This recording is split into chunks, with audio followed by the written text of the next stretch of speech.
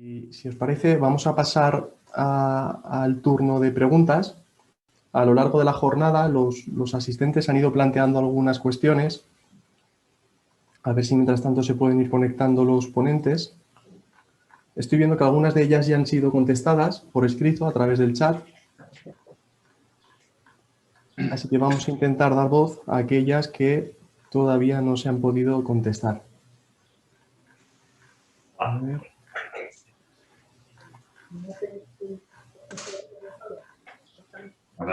Ya estoy de repito. Hay una pregunta para Juan Luis Sierra que dice, para maderas de grandes espesores, de 30 a 50... Pregunta Sonia, para maderas de grandes espesores, de 30 a 50 centímetros, ¿hay otras técnicas además de la inmersión en PEG o PEG más liofilización? Claro que sí. Liofilización, perdón. Sí, claro que sí. Hay distintas técnicas, sobre todo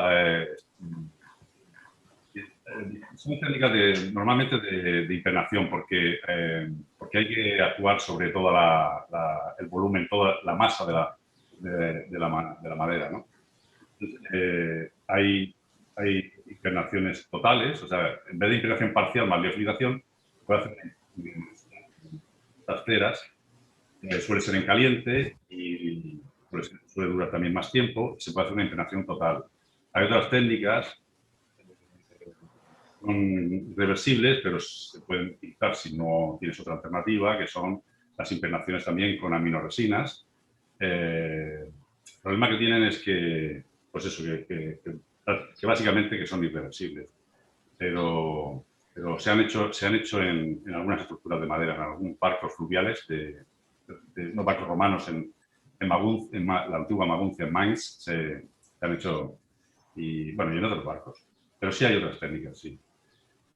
Lógicamente, a mayor tamaño, mayor dificultad, lógicamente, para poder impregnar, porque ya, como digo, el proceso tiene que intervenir toda la masa de la madera. Cuanto más gruesa sea, pues, hombre, ciertamente tampoco es un material muy permeable, por lo cual, pues eso, los tiempos serán más largos, las temperaturas serán mayores, y eso, no sé si contesto. Muy bien, pues muchas gracias. Nos pregunta Alma Salinas, también en este caso dirigido a Juan Luis Sierra. Buenos días, me gustaría saber las condiciones de conservación preventiva recomendables una vez tratados los materiales orgánicos con PEG y liofilizados. Parámetros recomendables de temperatura, humedad relativa, iluminación, riesgo frente a determinados contaminantes, etc. Sí, sí. Las condiciones de conservación preventiva deben, tanto de humedad, temperatura, como volátiles, como etcétera, etcétera, tienen que ser muy estrictas. Nosotros tenemos un almacén de material orgánico en el cual se establecen unas condiciones de humedad que no fluctúa entre 45 y 50%, pero sin fluctuar, de humedad relativa, y una temperatura que lo ideal son 18 grados, nosotros lo tenemos a 20, pero que tampoco debe fluctuar, porque las fluctuaciones de temperatura te van a significar también fluctuaciones de humedad y temperatura. Lógicamente, también la radiación, sobre todo la ultravioleta, es fotoxidante. Entonces, se debe evitar. Si es en exposición, pues podemos iluminar a menos de 100 luxes, ya es suficiente como para ver un objeto. Pero también, si es en oscuridad, o sea, si se conserva, si es un almacén, por supuesto, que esté en oscuridad. Y siempre es un material muy lábil y siempre hay que estar encima, siempre con los planes de conservación preventiva, implica, pues eso, la revisión de las condiciones continua y permanente. Muy bien, tenemos una segunda pregunta de esta misma compañera, de Alma. Nos dice, y también dirigida a Juan Luis Sierra, esta segunda pregunta estaría relacionada con la rotura de la bandeja. ¿Se pudo conocer la causa? ¿Cambio brusco de las condiciones ambientales, impacto, vibraciones intensas durante el traslado? Muchas gracias y muy interesante su ponencia. No, la rotura de aquella fuente, lamentable, fue por la mala manipulación. Porque, bueno, os he puesto unas fotos precisamente del embalaje que hizo esa empresa de transportes. Nosotros siempre recomendamos que venga la figura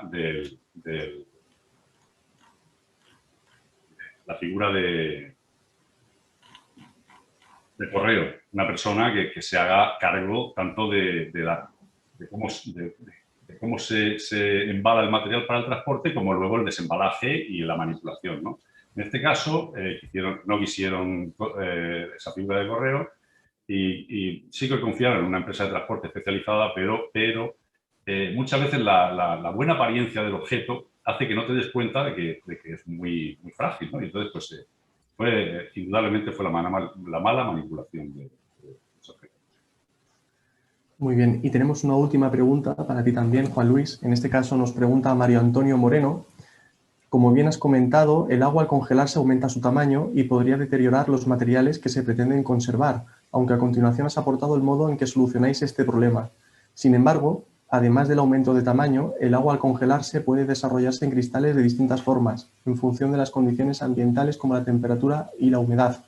Dependiendo de la forma que adopten, podrían influir igualmente en el deterioro de las fibrillas de los materiales orgánicos. Mi pregunta es si tenéis en cuenta este factor o consideráis que en este caso no influye sobre los materiales. Muchas gracias y enhorabuena por las presentaciones y el webinar tan interesante. Gracias, Mario.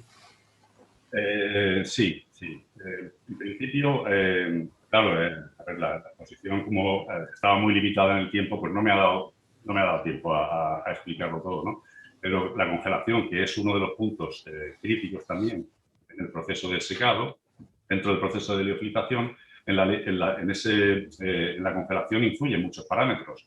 La acción propia del agua en el capilar, influye también la química de la pared celular, que puede aportar soluto, el propio agente consolidante, por las leyes de crioscopía, que te baja el punto de congelación. Y hay otro parámetro fundamental, que es la velocidad de congelación. La velocidad de congelación también está estudiado. Una velocidad alta de congelación, o sea, bajar repentinamente la temperatura en la masa de la madera, supone un incremento, o sea, un mayor número de cristales y, por lo tanto, los cristales son de menor tamaño. Todo lo contrario, una baja velocidad de congelación va a provocar la formación de cristales más grandes, ¿no? Los núcleos de cristalización serán menores y, por lo tanto, creará unos cristales más grandes. Hay un compromiso entre la velocidad de congelación y la cantidad de consolidante, la concentración de consolidante, porque si se congela cerca, digamos, del punto eutéptico, se va a formar una mousse compacta que va a impedir luego la sublimación del hielo. Si se forman cristales grandes, va a generar una estructura, se llama dendrítica, una estructura porosa, cuando empieza el hielo a sublimar, que va a facilitar sobre todo la velocidad del proceso de liofilización. Por lo tanto, hay muchos factores que afectan. Sí, cristales grandes pueden afectar.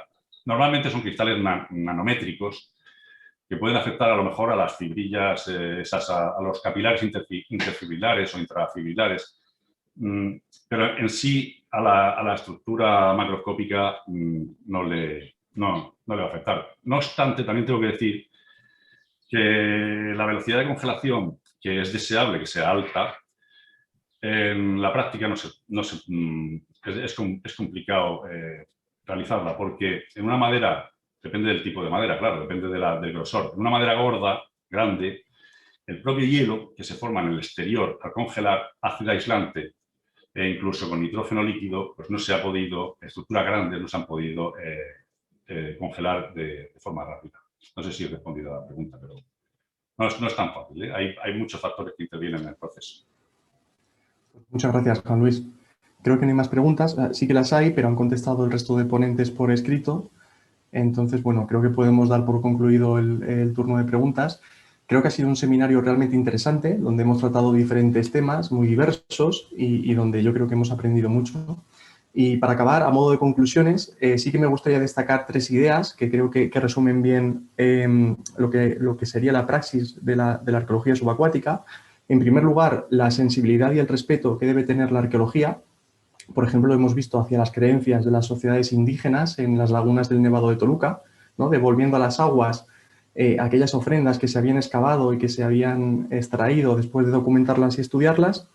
En segundo lugar, la necesidad de buscar una colaboración con los buceadores recreativos, ¿no? Porque muchas veces son ellos quienes dan la voz de alarma al comienzo, y el ejemplo de Buendía creo que es un excelente ejemplo de todo esto. Y en tercer lugar, la conveniencia de que las diferentes administraciones pues, puedan estar coordinadas y planteen un procedimiento operativo consensuado y adecuado para acometer proyectos complejos como el del Dolmen de Guadalperal. Hoy, en la segunda sesión, hemos comprobado la importancia de los tratamientos de conservación. Como decía, si ya en contextos terrestres es importante, en contextos subacuáticos lo es todavía mucho más. Y finalmente hemos visto diferentes estrategias de puesta en valor de yacimientos sumergidos, pues desde asentamientos neolíticos como el yacimiento lacustre de la Draga, hasta pueblos enteros, por decirlo de alguna manera, como sería el ejemplo de Mequinenza. Antes de despedirme y de dar paso a mi compañero Ángel, que también coordina el seminario conmigo, quiero agradecer una vez más la participación de todos los ponentes y, por supuesto, también de todos los asistentes que han aguantado estos 2 días. Y también, antes de irme, muy rápido, quería poner de relieve todo el trabajo que hay detrás de un seminario como este, porque a veces la gente no se es consciente, pero esto lleva casi un año de preparación. Estos 2 días nos han visto a Ángel y a mí, pero detrás de nosotros existe todo un equipo sin el cual sería totalmente imposible hacer un curso de esta naturaleza. Me refiero desde las compañeras de formación, pues a Teresa, la habéis visto por la mañana, al inicio de las 2 jornadas, María José, María, Rocío, también las compañeras de difusión que dan voz, que difunden y divulgan este tipo de cursos por las redes, por la web, hasta compañeros del servicio económico que se ocupan de la parte más administrativa. Entonces, a todos ellos quería reconocer también su trabajo y dar las gracias por hacer posible este tipo de encuentros. Y no sé, Ángel, si quieres añadir algo más. No puedo más que suscribir todas tus palabras, Juanjo, ¿no? Sobre todo de agradecimiento tanto a los ponentes, ¿no? Que hemos tenido estos 2 días, como a todos los compañeros, ¿no? Que nosotros solo somos la cara visible en la pantalla, pero que trabajaron mucho y muy bien, ¿no? Estos meses para que pudiese llevar a cabo el curso. Y luego nada, eso, lo que tú dices, ¿no? Las 2 mayores conclusiones de las jornadas es que hay un trabajo muy arduo todavía por hacer, ¿no? en la arqueología subacuática en general y en aguas interiores en particular, pero que podemos estar tranquilos porque hay un buen número de muy buenos profesionales que están en ello y que nos han mostrado estos 2 días que vamos por buen camino. Pues muchas gracias. Nada más por nuestra parte. Gracias por asistir.